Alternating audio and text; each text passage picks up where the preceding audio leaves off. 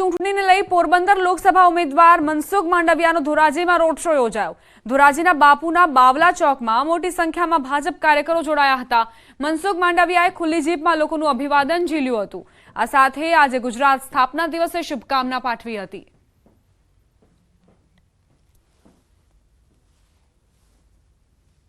ધોરાજીની અંદર जनता जनार्दन आशीर्वाद लेवा माटे हूँ जनता वच्चे जई रह्यो छुं। आना पहला वंथली कुतियाणा ने राणावामा लोकोनी वच्चे जईने रोड शोना माध्यमथी जनताना आशीर्वाद लेवानो मने अवसर मळ्यो। विराम बाद स्वागत। पाटण लोकसभा विस्तारमां छेल्ली घड़ीनो झंझावाती प्रचार शरू थयो। पाटण लोकसभा बेठकना कोंग्रेस उम्मीदवार चंदनजी ठाकोरना समर्थનમાં विशाળ बाइक રેલીનો કાર્યક્રમ યોજાયો। સિદ્ધપુર વિધાનસભા વિસ્તારમાં શહેરથી લઈ ગામડાઓમાં બાઇક રેલી શરૂ કરી પ્રચાર કરવામાં આવ્યો છે। બાઇક રેલી કાર્યક્રમમાં ગામડે ગામડે જઈ મતદારોનો સંપર્ક કરવામાં આવશે।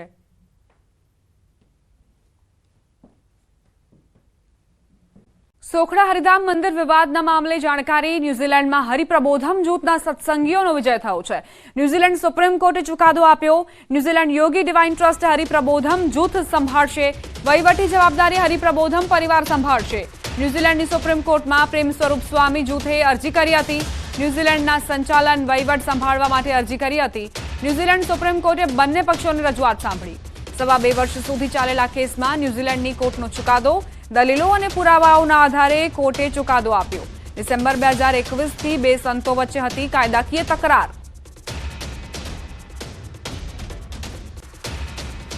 પૂજ્ય પ્રેમ સ્વરૂપ સ્વામીજી પોતે परम पूज्य हरिप्रसाद स्वामीजीना वारसदार होवाना कोई पुरावा रजू नहीं करी शक्या के न प्रेसिडेंट होवाना पण पुरावाओ पूरता रजू करी शक्या छे अने कोर्टे दंड साथे ए लोकोनी एप्लिकेशन डिसमिस करी छे। प्रधानमंत्री मोदी गुजरातमां सौथी पहली सभानी वात करीए तो डीसामां संबोधशे। प्रधानमंत्रीना आगमनने लईने बनासकांठा जिल्लामां भारे उत्साहनो माहोल जोवा मळ्यो। डीसामां सभा मंडपमां मिस्टिंग कूलिंग सिस्टम लगाववामां आवी छे, जेनाथी बहार करता मंडपमां 8 डिग्री जेटલું तापमान नीचું રહેશે। આ સિવાય આરોગ્યની 10 ટીમો મેડિકલ ઓફિસર સાથે તૈનાત રહેશે, જેમાં પેરામેડિકલ સ્ટાફ સાથે આરોગ્યની 10 એમ્બ્યુલન્સ પણ ઉપસ્થિત રહેશે, જ્યારે 108ની 6 ઇમરજન્સી વાન સભા સ્થળે ઉપસ્થિત રહેશે। આ ઉપરાંત ઉનાળાની ગરમીને ધ્યાનમાં રાખીને 35,000 જેટલા ઓઆરસીના પેકેટનું વિતરણ પણ કરાશે। સભા મંડપમાં 50,000 ખુરશીઓની બેઠક વ્યવસ્થા તેમજ સ્ટેજ પર મોદી સાથે 60 આગેવાનો બેસી શકે તે માટેની મંજૂરી પ્રધાનમંત્રીની સુરક્ષા એજન્સી પાસે માંગવામાં આવી છે।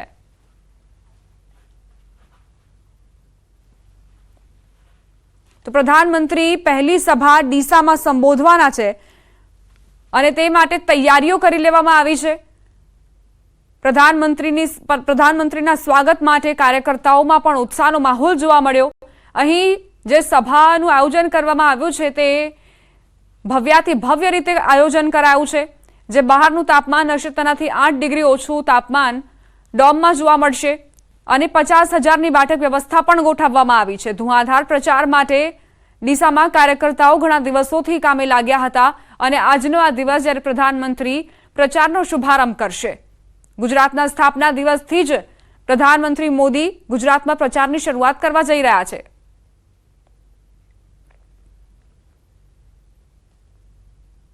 બનાસકાંઠાના ડીસા બાદ પ્રધાનમંત્રી મોદી સાંજે 5:15 વાગે પાડોશી જિલ્લા સાબરકાંઠામાં પ્રચાર સભાને સંબોધશે। પીએમ મોદી સાંજે હિંમતનગરમાં વિજય વિશ્વાસ સંમેલન યોજશે। આ મહાસભા માટે હાલ તૈયારીઓને આખરી ઓપ અપાઈ રહ્યો છે। વિશાળ ડોમમાં 1 લાખથી વધુ લોકો બેસી શકે તેવી વ્યવસ્થા કરાઈ છે। મોટી સંખ્યામાં જનમેદની ઉમટવાને પગલે હાલમાં સાબરડેરીથી રામપુરા ચોકડી સુધીનો રસ્તો 6 કલાક સુધી બંધ રાખવાનો નિર્ણય લેવાયો છે। સાથે જ સ્થળ પર ચાંપતો બંદોબસ્ત પણ ગોઠવાયો છે। લોકસભાની ચૂંટણીને પ્રચાર પ્રસાર થઈ રહ્યો છે। બંને પક્ષો દ્વારા પ્રચાર પ્રસાર જોરશોરમાં કરી દેવામાં આવ્યો છે। વડાપ્રધાન નરેન્દ્ર મોદી દ્વારા પણ આજથી જ જે સભાઓ અને રેલીઓનું આયોજન પણ કરવામાં આવ્યું છે। ખાસ કરીને વાત કરવામાં આવી તો આજે હિંમતનગર સાબરકાંઠા જિલ્લાનું જે હિંમતનગર પાસે આવેલું જે આમોદરા ગામ છે ત્યાં વિજય વિશ્વાસ સભાનું આયોજન કરવામાં આવ્યું છે। સાંજે 5 કલાકે આ સભા યોજાશે। સભામાં 1 લાખથી વધુ લોકો આ સભામાં જોડાય તેવી આયોજન પણ કરવામાં આવ્યું છે। ખાસ કરીને અહીંયા જે બેઠક વ્યવસ્થા કરવામાં આવી છે બેઠક વ્યવસ્થામાં પણ 1 લાખથી વધુ વધુ લોકો બેસી શકે તે પ્રમાણે તમામ પ્રકારની વ્યવસ્થા કરવામાં આવી છે. બાજુમાં જ હેલીપેડ બનાવવામાં આવ્યું છે. તો આ ઉપરાંત ચુસ્ત પોલીસ બંદોબસ્ત પણ ગોઠવવામાં આવ્યો છે. ખાસ કરીને જે અહીં આવતા લોકો છે તેમને આવતા અગવડતા ના પડે અને તેમને ગરમીનો અનુભવ ન થાય તે માટે પંખા અને ફોગિંગ સિસ્ટમની પણ વ્યવસ્થા કરવામાં આવી છે. તો આ ઉપરાંત જે સાબરડેરીથી લઈને રામપુરા ચોકડી સુધીનો જે રસ્તો છે 6 કલાક સુધી બંધ રાખવામાં આવશે અને જે અન્ય વૈકલ્પિક રસ્તાઓ છે રસ્તાઓનું પણ આયોજન કરવામાં આવ્યું છે. એટલે કે કહી શકાય કે જે રીતનું આયોજન કરવામાં આવ્યું છે તેને લઈને અત્યારે હાલ ભાજપ દ્વારા તમામ પ્રકારની તૈયારી કરી દેવામાં આવી છે અને ચુસ્ત પોલીસ બંદોબસ્ત પણ ઘડકી દેવામાં આવ્યો છે કે કોઈ અનિચ્છનીય બનાવ ન બને, આ ઉપરાંત કોઈ વિરોધ પણ ન થાય તે માટેની પણ તકેદારી હાલ તો પોલીસ તંત્ર દ્વારા રાખવામાં આવી રહી છે. વલસાડ લોકસભા બેઠક પર કેન્દ્રીય ગૃહમંત્રી અમિત શાહ પ્રચાર કરશે. 4 મે અમિત શાહ નવસારીના વાંસદા તાલુકામાં સભા ગજાવશે. 4 તારીખે બપોરે 1 વાગે વાંસદાના ગાંધી મેદાન ખાતે સભા કરશે. વલસાડ લોકસભાના ઉમેદવાર ધવલ પટેલ માટે તેઓ પ્રચાર કરશે. અમિત શાહના આગમન પહેલા જિલ્લા ભાજપે તૈયારીઓ શરૂ કરી.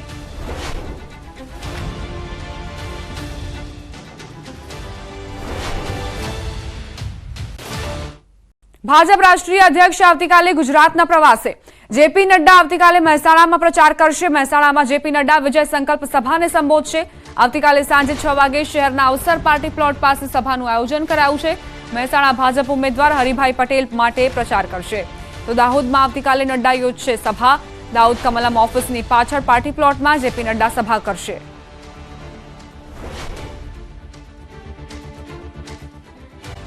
લોકસભા બેઠકના ઉમેદવાર હેમાંગ જોશીએ પીએમનો આભાર વ્યક્ત કર્યો. પ્રધાનમંત્રી મોદીએ મને અને મતદારોને ગરમીથી બચવા જરૂરી તકેદારી રાખવાની ચિંતા પણ વ્યક્ત કરી છે. હેમાંગ જોશીએ કહ્યું કે મોદી લહેરમાં ગરમીની લહેર કામ નહીં કરે. એક કાર્યકર્તા તરીકે ખૂબ આનંદની લાગણી થાય કે એક મારા જેવા નાના સામાન્ય કાર્યકર્તાને તેઓ સંબોધી અને એવો પત્ર લખે છે જેમાં એમણે મારા દ્વારા કરેલા વિવિધ કાર્યોની પણ નોંધ લીધી હોય અને આ બાબત એ પ્રતીતિ છે કે ભારતીય જનતા પાર્ટીમાં એક નાનામાં નાના કાર્યકર્તા દ્વારા કરેલી સેવાના કાર્યોને હર હંમેશ મોવડી મંડળ દ્વારા નોંધ લેવાતી હોય છે.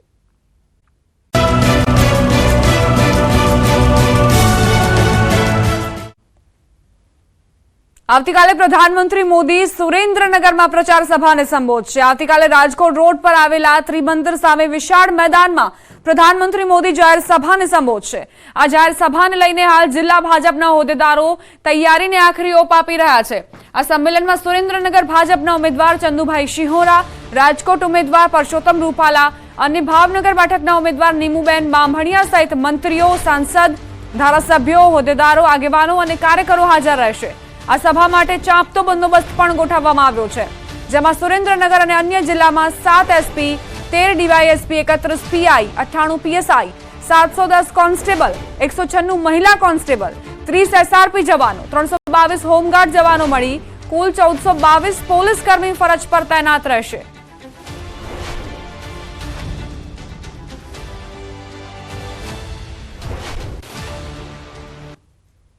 સુરેન્દ્રનગર ખાતે આગામી તારીખ 2 મેના રોજ વડાપ્રધાન નરેન્દ્રભાઈ મોદીની જંગી જાહેર સભાનું આયોજન કરવામાં આવ્યું છે. આ સભાને લઈ અને હાલ સુરેન્દ્રનગર જે ત્રિમંદિરની સામે જે સભાનું સ્થળ છે તે તડામાર તૈયારીઓનું આયોજન શરૂ કરી દેવામાં આવ્યું છે. ખાસ કરી અને હાલ જે ભાજપનો વિરોધ કરવામાં આવી રહ્યો છે રૂપાલાના વિવાદિત નિવેદનને લઈ તેને લઈને આ સભામાં ખાસ ચુસ્ત પોલીસ બંદોબસ્ત ગોઠવી દેવામાં આવ્યો છે. મોટી સંખ્યામાં પોલીસ કર્મચારીઓ અને અધિકારીઓ છે તૈનાત કરી દેવામાં આવ્યો છે સભા સ્થળે. અને ખાસ કરીને જો સભાની વાત કરવામાં તો આ જે સભા છે એ સુરેન્દ્રનગર લોકસભા ઉપરાંત રાજકોટ અને ભાવનગર આ 3 જે લોકસભા છે લોકસભા માટે થઈ અને આ સભાનું આયોજન કરવામાં આવ્યું છે. આ વડાપ્રધાનની સભા બાદ એની પરિણામ પર કેવી અસર પડશે તે તો પરિણામ બાદ જ ખ્યાલ આવશે. અક્ષય જોશી, ન્યૂઝ 18 ગુજરાતી, સુરેન્દ્રનગર.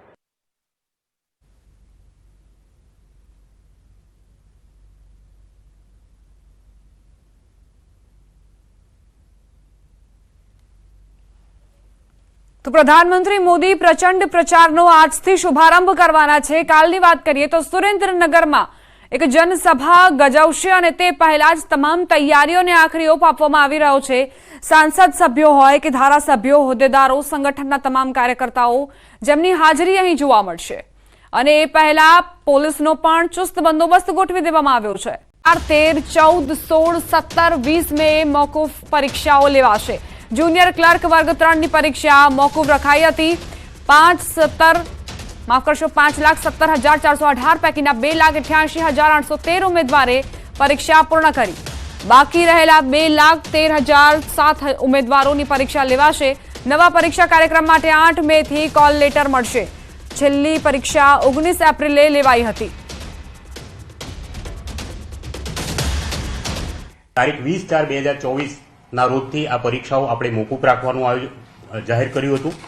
જે મોકૂફ રાખેલી તમામ પરીક્ષાઓ ગુજરાતમાં મતદાન દિવસ એટલે કે તારીખ 7/5/2024 ના રોજ મતદાન પૂરું થયા પછી આ બાકી રહેલી પરીક્ષાઓ જે મોકૂફ રાખવામાં આવેલી છે પરીક્ષાઓનું પુનઃ એક વખત આયોજન કરેલ છે.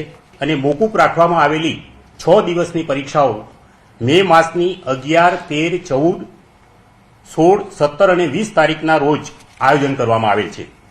તારીખ 12/5/2024 ના રોજ ગુજરાત હાઈકોર્ટની ભરતી પરીક્ષા હોય. તારીખ 12/5ની પરીક્ષા મંડળ ખાતે રાખવામાં આવેલ નથી. ઉમેદવારોની માંગણી હતી કે તેમને હાલના સરનામા મુજબ કોલ લેટર પરીક્ષા કેન્દ્રો આપવામાં આવે જેથી કરીને તેમને નજીકના પરીક્ષા કેન્દ્રો મળે. આ માટે પણ ઉમેદવારોના હાલના પત્રવ્યવહારના સરનામા મુજબ પરીક્ષા કેન્દ્રો નજીકના ફાળવવામાં આવશે. અત્યાર સુધીમાં 19/5/2024 ના રોજથી આપણે પરીક્ષા બંધ કરેલી છે.